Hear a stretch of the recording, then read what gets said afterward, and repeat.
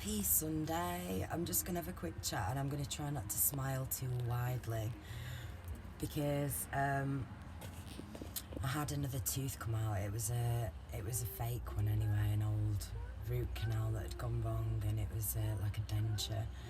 And so 2 days after my tooth came out, the one next to it did. So, it's been awful. I've got to wait a couple of weeks to get to the dentist, but it's brought up so much and I'm really sort of grateful, in a way. So I'm completely over it, but I don't want to be smiling and looking too grotesque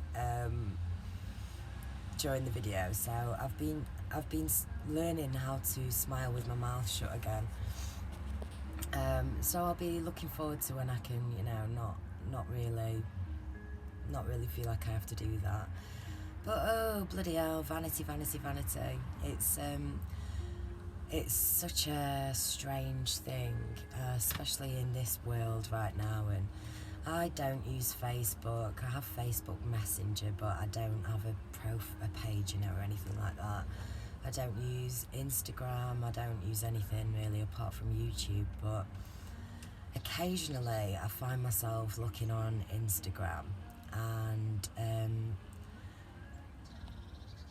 it's horrendous, it sucks you in and it makes you feel inferior within seconds. You wish you had somebody else's life or body or hair or fucking whatever. And I think it's really quite toxic, Instagram, if I'm honest. For me personally it is. It really, especially with no teeth, it really affects the self-worth. But anyway, regardless of that, I'm feeling fine, I'm feeling good. I do feel like my consciousness has shifted a little bit higher, and some of the deeper parts of my own shadows, they continue to come to the light and to teach me. And yesterday I was just reflecting, and by the way, I'm in the kids' playhouse in the dad's garden, the old house. I used to do my videos from here when I first started. I loved it, and actually I still do now. I've just got in now and I'm like, oh yeah, it feels good. Yeah, I was just sort of musing trust really, and again it's like not to point the finger at parents, necessarily for creating the childhood trauma, but for acknowledging that that is what happens to the young developing brain, and it's one of those things, so it's like there's part of it is, for me, it was acknowledging my innocence in it as a child. We're all innocent souls that come here. But then when you continue your journey inwards, you end up being grateful for any experiences that you may have had. And again, I don't want to demonise my parents or anybody else's for that matter. We've all had our own challenges, and I've also had some decent shows of support, from my parents, and they continue to be there for me in the ways that they can, I guess, so there's no sort of finger pointing, but the initial acknowledgement of your own innocence is a big part, I think, in the healing, or it was for me anyway. And I was just thinking, what the childhood trauma actually does, and obviously we know that it creates addictions or mental health problems or, detrimental behaviours. On a spectrum again, and everybody's different, but it's fear, isn't it? And so many times I ponder that really it is just love and fear, and for me it's like the love frequencies and all those other positive emotional experiences that are in the higher frequencies, there's them, and they to me feel like their source, their God, their divinity, their connection to that, And then there's the rest, which is the fear, which is the black goo, the subconscious shadows of everybody, the unacknowledged traumas, the walls, the boundaries, the separation. And it's gotten to the point, I think, like, you know, pretty much everywhere around the earth, that the fear is kind of become so dark, the black goo is seeped around so much, the negative energies, entities, thought forms, the narratives, everything, you know. It's so bad now that there is no choice but to step out into the light. And I think it's happening for more and more people, but, you know, on a sort of selfish level, in terms of I need to sort myself before I can sort any sort of anything bigger out. I'm really grateful that I'm going through these lessons. Anyway, one I was pondering yesterday was trust and distrust, and, you know, just pondering my childhood and understanding what feeling unsafe or unsecure or threatened or irrelevant, you know, or a problem or whatever, you know, these feelings and these vibes that you have taken from situations that happened during your childhood or your adult life, you know, always learning, aren't we? These things are like, sorry, I've gone completely blank then, because I was just thinking I should reply to the message that I've heard, but my phone's inside, so I just wanted to carry on with this video. Let me get my little book. I think I was sort of pondering that because of my childhood and who it shaped me into, I've had distrust of others my whole life. I've been cynical and sceptical, and sometimes for good reasoning. You know, it served me quite well. My discernment or my intuition or gut feeling about people, places, things, whatever. But because of my childhood trauma, again, it's not like I was, you know, comparatively to most, you know, I guess it was a pretty normal childhood. But, and again, maybe this is just me and who I am and how sensitive I am, how I've reacted to stimuli in my life and what it's taught me, who knows. But basically, I allowed that distrust of others to permeate into everything else around me, and it's sort of a battle of your own fear. So I'm kind of at the point now where I'm really sort of having another wave. I had one of these last year where I had another real wave of really understanding the depth of my own distrust of others, and it doesn't necessarily mean a person, this either, you know. It could be an outlook on life, on the world, on whatever. It's just being stuck in that fear or negativity, anxiety, paranoia, separation, division, boundaries up, me versus you, or I'm scared, you know, I'm scared. It's fear. And when we have these awakenings, I think we're quite fragile of mind.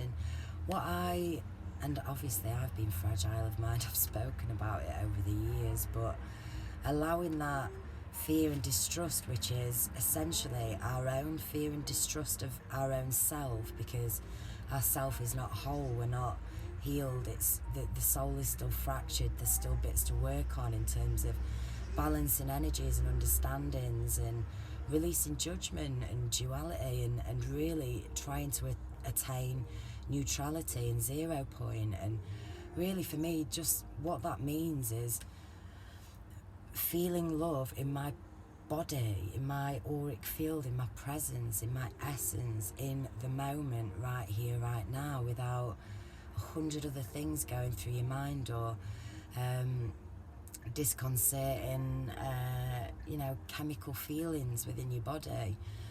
And it's a big task for me, and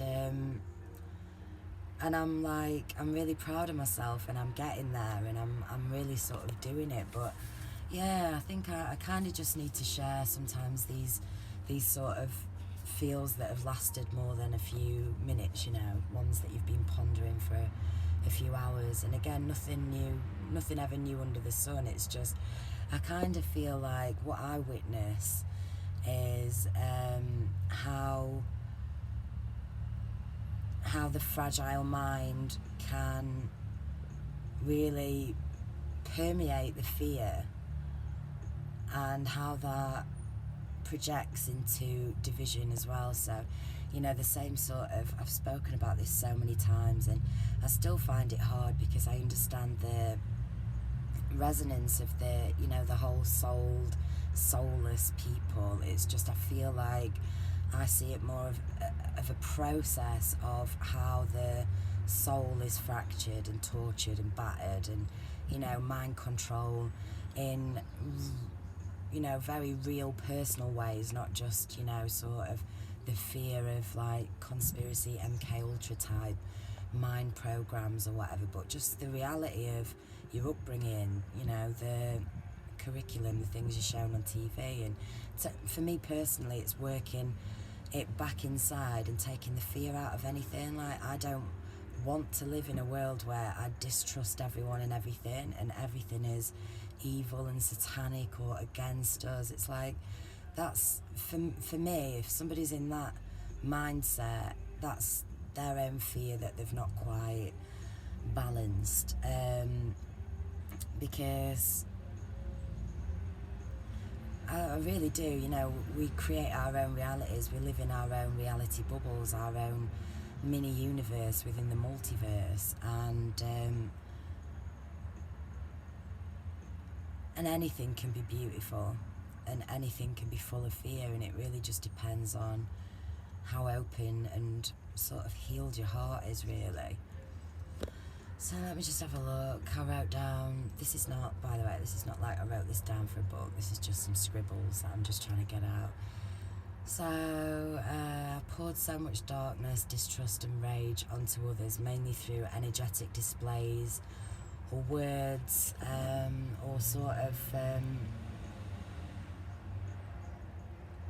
fears of judgment, just sort of constantly second guessing what people think of me, because deep down I don't feel great about myself, and allowing that fear and distrust of myself to permeate onto others around. And I'm sort of getting to that place now where it's like, as long as I'm good in my energetic field and my aura, and I'm calm and happy and peaceful, I know what priorities are in order, I'm making my kids happy, and they're making me happy, and I'm teaching them and they're teaching me, and I'm just feeling the higher vibrations, then I know that I'm on the right track, and nothing else matters. Everybody's in their own reality bubble, everybody's got their own higher self, or subconscious speaking to them in ways that only mean sense to them. Everyone has their own synchronicities, everyone has their own desires and talents, and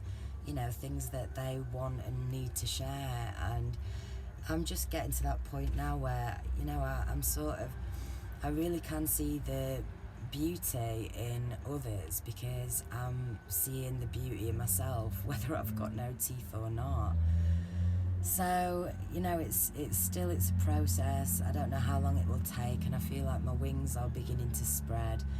Sometimes I wonder if I'm setting myself up for a fall by expecting some permanent change, when I'm shedding a whole lifetime of traumas and programs and fears about myself, which have permeated onto others.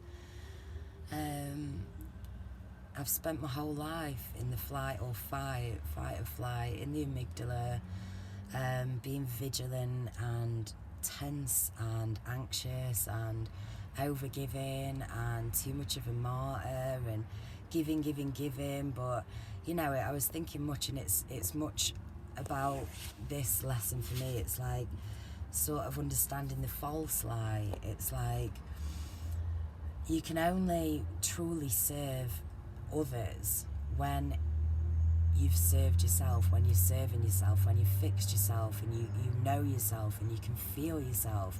Then you want to serve others, and you don't even, it doesn't have to be sort of a premeditative thing to want to help others.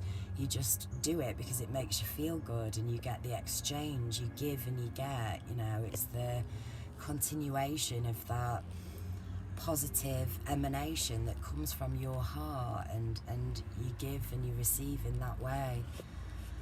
So, you know, I spent a lot of my life giving what I thought was love, you know, by I don't know, you know, just taking on too much and not asking for help because I felt like I was helping others. And such a tough lesson, isn't it? You know, I feel like it's the empathic people and the people that manage to hold on to more of the soul and more of the heart that suffer the most, because they needed to in order to learn the lessons. Yeah, I've found that Ho'oponopono thing so helpful over the last few weeks since I found it. The affirmations, I've been saying it to my kids as well when I go to bed at night. I've turned it into like some fun thing where I kiss the neck and I say I love you, I'm sorry, please forgive me, thank you, and it's very special. It really does something. So if you've not tried that or looked into that, I would suggest that. I don't usually start, you know, going, oh, look at this or look at that, but it's so simply beautiful and wonderful. It's helping me anyway. So distrust of others leads to fear. Fear separates and divides. When you found yourself serving others, become serving you and not self-sabotage, making others happy and being your best self. So, yeah, we expect, when we're in fear, you know, we project distrust, judgment, separation on everyone and everything else around us. We're the light and everyone else is the darkness, you know, that type of thing that happens during an awakening. And I'm through that, I'm working my way through it, I'm over it, I'm keeping my discernment and, you know, intuition reigns supreme. It does, you know, that's the drive of my life now. It's my open heart, and I don't want to be scared anymore, and I want to trust my heart and my life, and expecting anyone else, whether it's your mum or your dad or your partner or your children, or your friends, you know, whatever. I ain't really got any of them, but I've got one or two, and expecting others to fill our hole, you know, in both terms of the word, W-H-O-L-E and H-O-L-E, not, you know, not necessarily sexually, but, you know, expecting others to fill our hole, our soul, because we haven't fixed it ourselves, and it's a ridiculous expectation on anybody. Yeah, it's all about filling your own hole up, isn't it? Filling your own cup, and then it can overflow onto everyone else's. So that was 20 minutes I didn't expect. Number synchronicities are off the bloody charts at the minute, and I'm feeling quite good energies, you know, nothing particularly fearful, or I've had a little bit around finances and, you know, bills to pay, or the thought of debts and how that black goo, those negative thought forms, those semi-illusionary sort of things can so easily seep into your aura. And I just had a big nice time away from the kids yesterday, meditating and just staring at the sun, and, you know, just kind of understanding how these exchanges happen, the thought forms, how they attach, and I'm regaining the power of my energy center, heart, soul, mind, body, whatever, and I'm sending it back, and I'm producing my own unique vibration, and I'm going to continue to support myself and those around me to be exactly who we are. We're all so different and so important, unique, relevant, and we are here to have fun, and we're here to live our best lives. And when we're in fear or sadness or despair, it's because we're not living our best lives, and we know that. So I'm going to attempt to live mine, and I can't wait to get my teeth sorted so I can smile a little bit more. Don't expect anything of others, just work on yourself, and when you can truly love yourself and fill your own cup, it just spills out in the most beautiful ways, and you realise how the black goo has infiltrated other things around you, whether it's people, places, or perceptions, So flip it inwards, find the love. I'll attach a song down beneath, which is really beautiful and definitely activating, and and I hope you all have a lovely day. And if anybody ever needs to contact me or wants to, please do feel free to. I don't want to plaster my email address all over. I don't know why, maybe that's fear, but I'm quite private, and I don't, sometimes I'm not very good at getting back to people because I'm so in my own bubble, and I don't like to take on too much of other people's shit anymore. But genuine resonant connections, I'm always there for people, so feel free if you want to get in touch whenever you want. And